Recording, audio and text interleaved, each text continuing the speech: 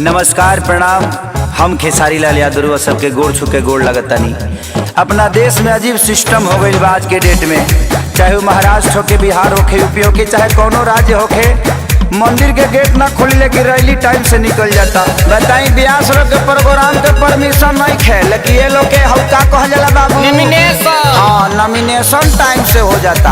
का सिस्टम आ गइल बा बताई। हमनी के माई के पूजा करे खातिर भी सरकार से परमिशन लेके पूजे के पड़ी।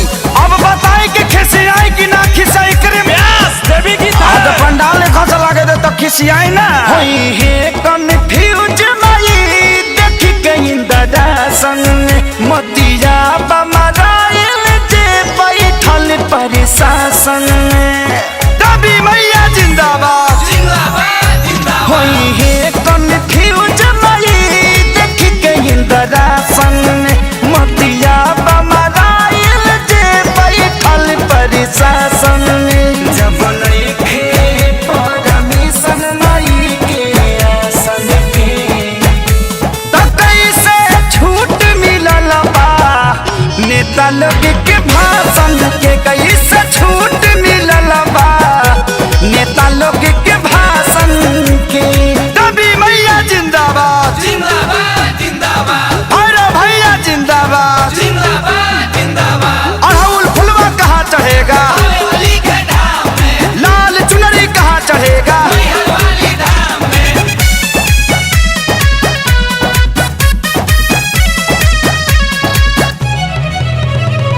रैली में भरल लोगवा से कोना कोना, पूजा में जुटबो तो हो जाई कोरोना। भांग खा के कानून बनावत रहलो। रैली में भरल लोगवा से कोना कोना, पूजा में जे जुटबो तो हो जाई कोरोना। परिभाषा होवे इहे तो सुशासन के, त कैसे छूट मिलल बा नेता लोग के भाषण के, कैसे छूट मिलल बा नेता लोग के भाषण के। ताजा नारियल कहाँ चढ़ेगा, धूप अगरबत्ती कहाँ जरेगा।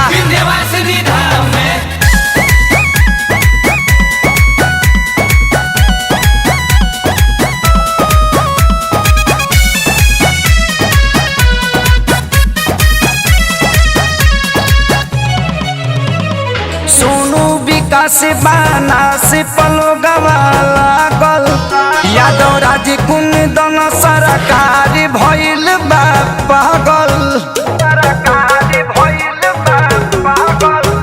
सोनू विकास बाना से पलो गवा लागल, यादव राज कुंदन सरकार भइल बा पागल। भइल दुनिया बाके सारी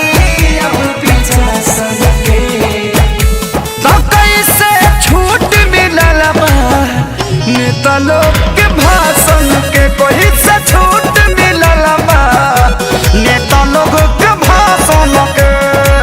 जले माई के मूर्ति ना रखाई तले वोट ना दियाई। जय माता दी।